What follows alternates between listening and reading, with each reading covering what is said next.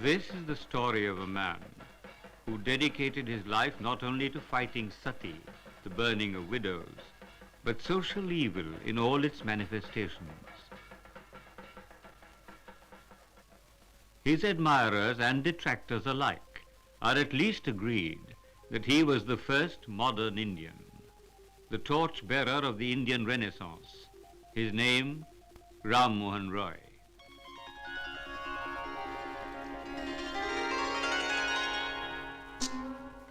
In the words of Rabindranath Tagore, he was born at a time when our country, having lost its link with the inmost truths of its being, struggled under a crushing load of unreason in abject slavery to circumstance.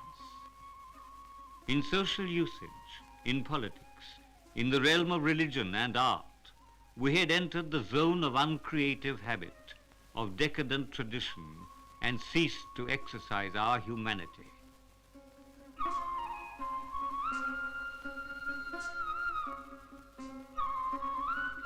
Historically, the date of Rammohan Roy's birth, the 22nd of May, 1772, is also important, as it was in that year that the East India Company put an end to the sham of operating under the Mughal umbrella and took over direct power under Warren Hastings.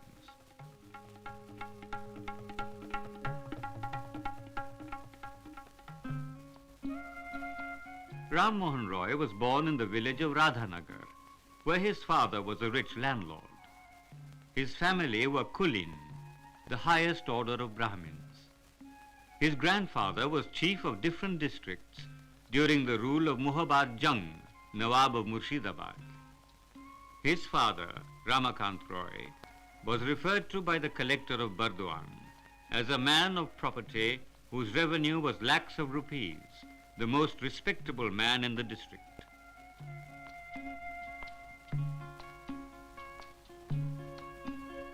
Rammohan Roy's memories are sometimes revealed in sketches he wrote for an autobiography. The painful nature of his personal life. He was married at the age of 9. The child bride died, and 2 other wives were found for the little boy.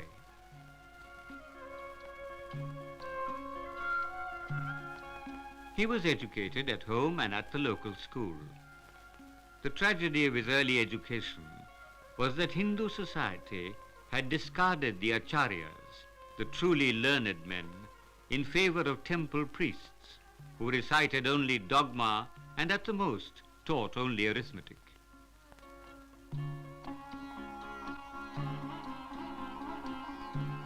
Rammohan was sent to Patna to study Arabic and Persian, which was the language of administration.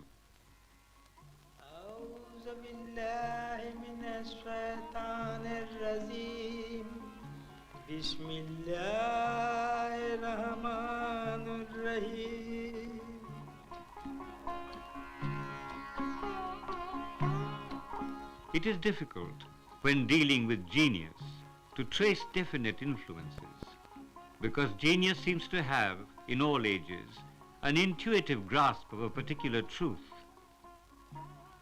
But it seems likely that the monotheism of the Quran and the mystical Sufi belief of the oneness of man may have influenced Rammohan. Whatever the cause, when he returned to Radhanagar, there was a confrontation between father and son.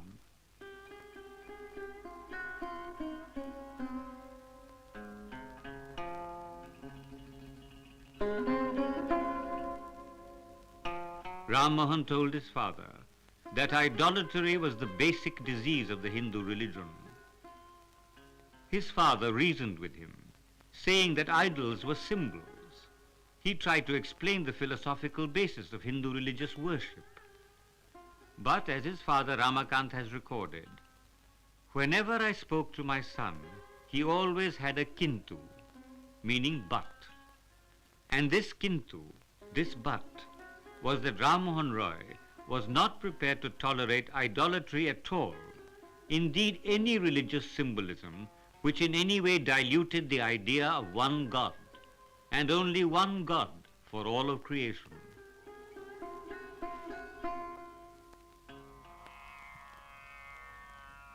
Ram Mohan left home and wandered throughout India. He even went to Tibet and studied Buddhism. Finally, he came to Banaras, where he studied Sanskrit, the Vedas and the Upanishads, and he came to the conclusion that Vedanta reinforced his perception of monotheism. The entire heritage of man, it seemed to him, pointed to one root, one tree, whose branches shelter all of humanity under one God.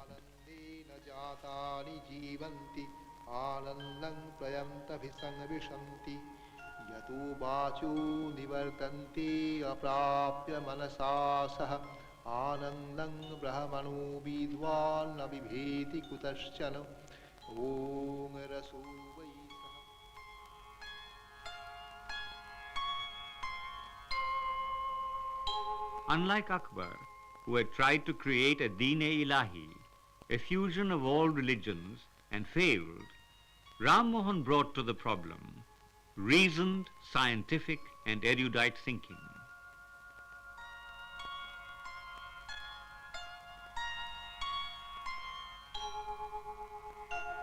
He wrote and published his first book, Tuhfat-ul-Muwahideen, a gift to monotheists, in Persian. The publication of his book resulted in the Muslims of Bengal claiming that Raja Rammohan Roy was a Zabardast Maulvi, one of the ulema of Islam. Obviously, this concept of the unity of all religions leading to one God was unpalatable to orthodox Hindus. Together with monotheism, Ram Mohan thought of social unity. At this troubled time in India's history, there entered into Ram Mohan Roy's life an English administrative officer, John Digby by name. John Digby replaced Thomas Woodford, with whom Ram Mohan had already discussed the European scientific outlook and the basic tenets of Western humanism. John Digby was amazed to discover that Ram Mohan Roy had already read Voltaire, Locke, Hume, and others.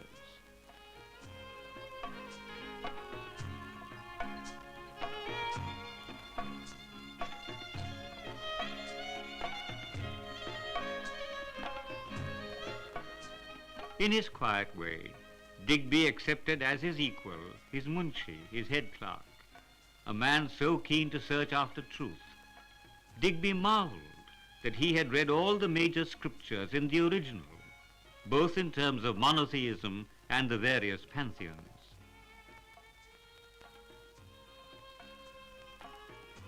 During their discussions, by now they had become good friends, Digby encouraged Ram Mohan to translate Vedanta into Bengali and English. In the many conversations with Digby, often late into the night, when East and West together searched for truth, began to emerge the Ram Mohan Roy known to the world. As Max Muller was later to say, Ram Mohan Roy was the first to complete a connected life current between the East and the West.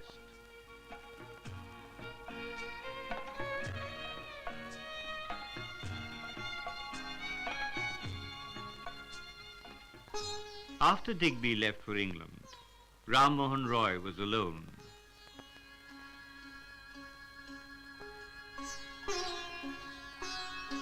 With considerable study and thought, he began to anticipate a solution to the problems of nationalism and communalism.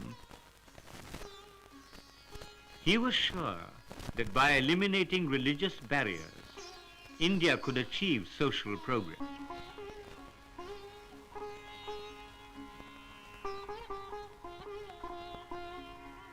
Although many people thought that Ram Mohan Roy was a dreamer, he pointed out to his contemporary Brahmins that it was they who suffered from dreams of errors.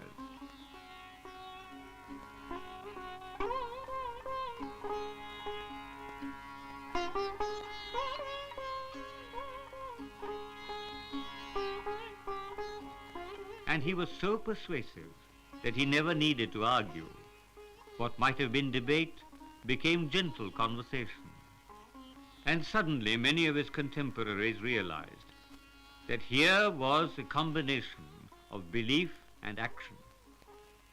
They listened to him in a circle which he founded, the Atmiya Sabha.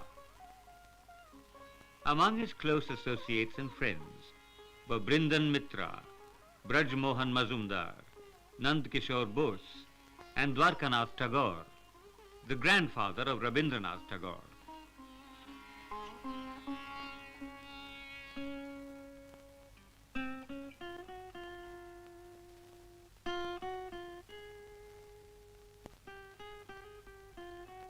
He remembered the advice of his friend John Digby, write and again write. He translated the Vedantic philosophy into Bengali and English, from which several generations of Bengalis and Indians were to benefit. The English edition of Vedanta Sar created a profound impression in Europe and America, where the transcendentalists were greatly influenced. Indeed, some years later, Jeremy Bentham was to refer to Rammohan Roy as the most enlightened man of his time.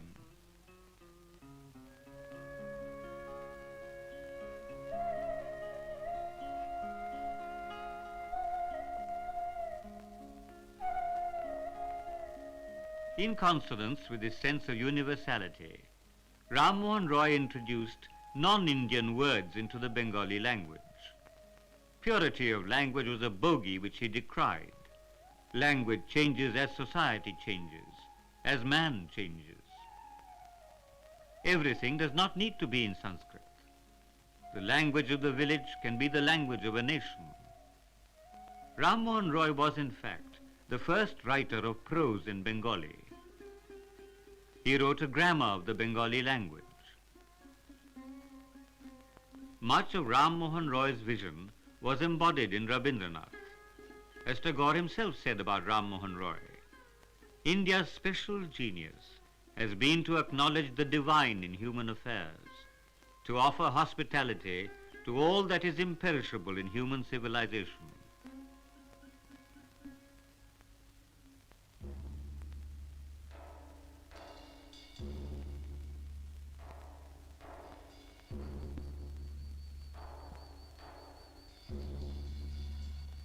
Rammohan Roy fought against the barbarism of Sati.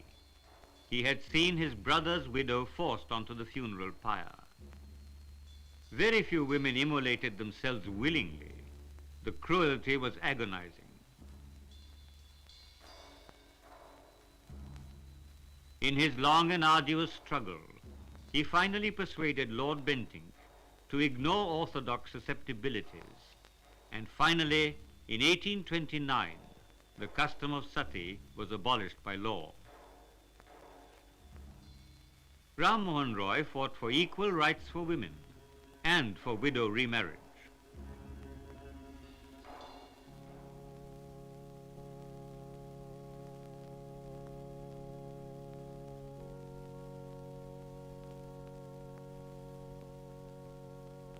Rammohan Roy was equally at home in Hebrew, Greek, Latin, Sanskrit, and Arabic. In the history of theology, such a linguist was very rare. Because of his conviction of monotheism, he also took issue with Christian missionaries. If God is one, why emphasize the Trinity? People will not understand so esoteric a concept. Why not speak of only one God?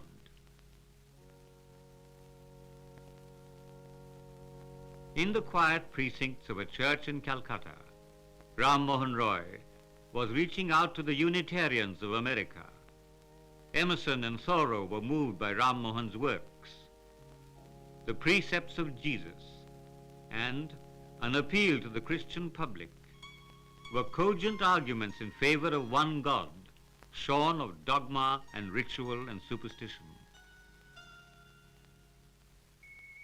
Rammohan Roy was the only Indian of his time to realize completely the significance of the modern age. He knew that the ideal of human civilization does not lie in the isolation of independence, but in the brotherhood of interdependence. And if we want to introduce science into an educational system, then language is not important. It is the content that matters.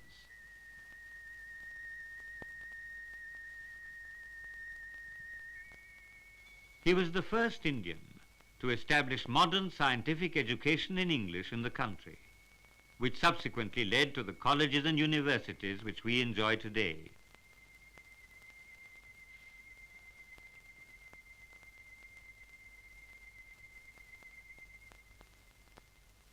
The scientific and social outlook, however strong, did not take away from Ram Mohan Roy's awareness of political realities. He admired the American War of Independence, the French Revolution, the struggle of the Irish for freedom, or a state like Naples wanting freedom from the Austro-Hungarian Empire, Greece wanting freedom from Turkey. Indeed, so significant were his views that they were incorporated in the Constitution of Spain. The Spanish Constitution specifically acknowledged the importance of Ram Mohan Roy as a citizen of the world. Who would have thought that 150 years ago there was a man who advocated the abolition of passports and the creation of a united nations? Here was a man who believed in world government.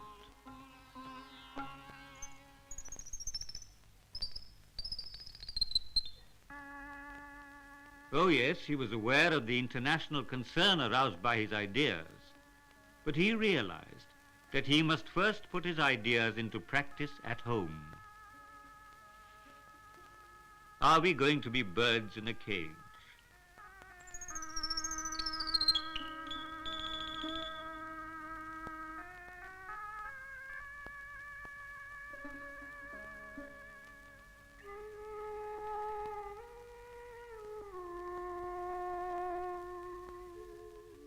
All ideas lead to one God, the Creator. That is why Ram Mohan Roy is regarded as the founder of the Brahmo Samaj, a non-sectarian religion, inviting people to congregate without distinction of caste and creed, and with a single purpose, to worship the eternal.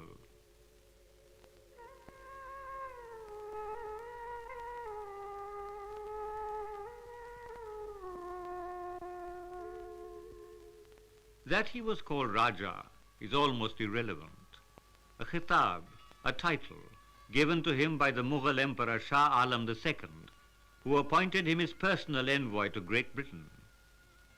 For he was, after all, the Raja of a great spiritual vision. He was the Raja of the search of the Indian people for freedom. He died on the 27th of September, 1833, at Bristol, in England. We might ask ourselves, what is the relevance of this biography to the India of today, in this India in which we suffer casteism, communalism, regionalism? Perhaps the answer is to be found not in the mouths of politicians, but in the words of Tagore in remembrance of Raja Rammohan Roy. If we do not observe perfect equity of human relationships, offering uncompromising fight to all forms and conventions, however ancient they may be in usage, which separate man and man, we shall be pitiful in our failure and shamed forever in the history of man.